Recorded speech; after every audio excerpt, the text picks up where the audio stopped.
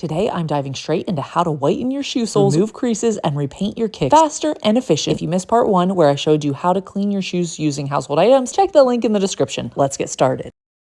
I've done a prior video on how to whiten your soles, but this is using household items. These shoes have been cleaned, but they don't really look like it, but go ahead and screenshot this information. The dirt has stained these shoes, so let's go ahead and whiten them up. This method should be less than 50 cents to do. Go to the kitchen and get some baking soda, and go to your bathroom and get some hydrogen peroxide. Get your Aldi's plastic wrap and a gross paintbrush. Some masking tape or tape, that's optional. I'm taping the sole just so then you can see that there is a difference. So you'll get your baking soda, and then you're gonna mix it with hydrogen peroxide. You want the consistency to not be too thin. So this is too thin, and then I'm going to add more to it. So you want it to be a nice paste. Once the areas you want to unyellow are completely covered, you can put plastic wrap over the shoes and you can secure it with masking tape. By doing this, it prevents the hydrogen peroxide from drying out, allowing it to stay active longer and penetrate deeper into the rubber. Now you can wash it off and see if there really is a difference. Let me know, do you think that there is a difference? So here you see before and after. And then this is the part that I did tape off. So you can see it's not dirt. I'm actually scratching pretty hard here, but it doesn't come off. So again, before and after, you guys can see there is a bit of a difference. Does it look brand new? No. But does it look a lot better? Yes. If I had to do it again during the cleaning process, I would have tried to scrub super hard. It still won't be perfect, but I would have done that. And then I would have went with the baking soda and peroxide and do it one more time. How to uncrease your shoes is next.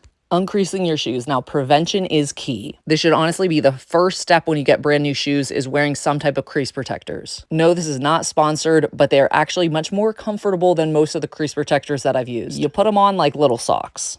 You can honestly get any type of brand, but I do think that this is probably one of the most comfortable brands that seems to work best. So here, it does look a bit better, but it's not perfect. You need an iron and cotton material. Do one of the lowest settings. Use shoe trees or material to stuff in the toe box. Get a cotton shirt and you're gonna soak it so that pink shirt is actually wet. You're gonna iron over the creases. So you can see a little bit of a difference. Is not huge. And I decided I'm just gonna lace them so that they look a little bit better, but really I shouldn't have done this until the very end. So before and after, you can see it does look better. It's not perfect though.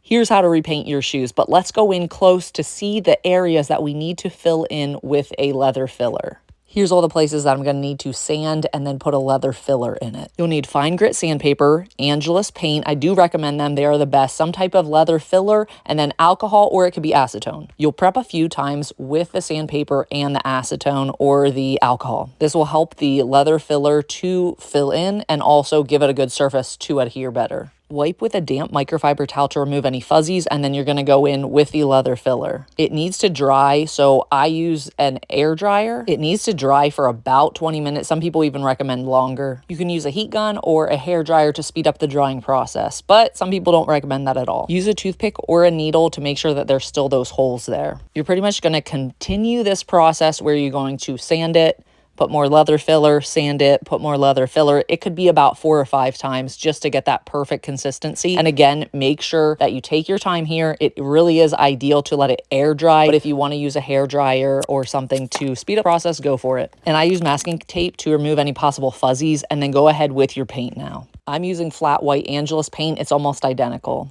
And use that toothpick again to poke out all the little dots. Use very light coats. I probably did 3 or 4 light coats here. I didn't show it here, but you do want to apply a finisher after you're done painting. Make sure that the paint is completely dry, then apply the finisher. Here you can see how the shoes looked before. There are scratches, there are stains. It is not beautiful. Does it look beautiful after? And it's kind of debatable. It does look better. It does look whiter, but is it perfect? No. Before you go, I need your help. What would you like to see next? Should I compare top sneaker cleaners and see how they compete with each other, like Jason Mark Reshoevn8er and the Pink Miracle, or pretty much anything that you guys tell me?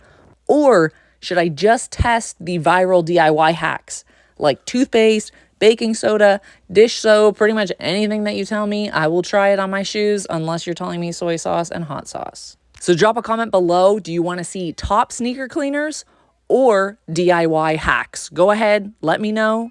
Top sneaker cleaners or DIY hacks, and I will do it. Thank you. Happy creating. Although I guess maybe I should just say happy cleaning.